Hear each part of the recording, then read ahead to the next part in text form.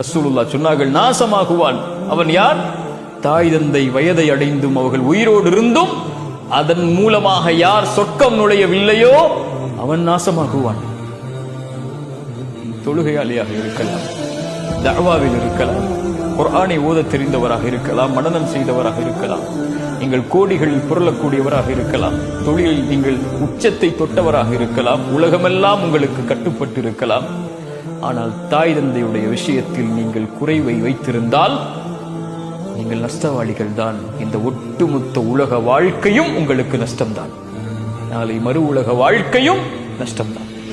அல்லாஹ்விற்கு பிறகு கவனத்தில் எடுக்க வேண்டிய ஒரு உறவென்றால் உம்முக் உம்முக் உம்முக், உன் தாய், உன் தாய், உன் தாய். அதற்கு பிறகு யார் ரசூலல்லாஹ்? உன் தந்தை. நிஷ்குரிலி வலிவாலிதைக்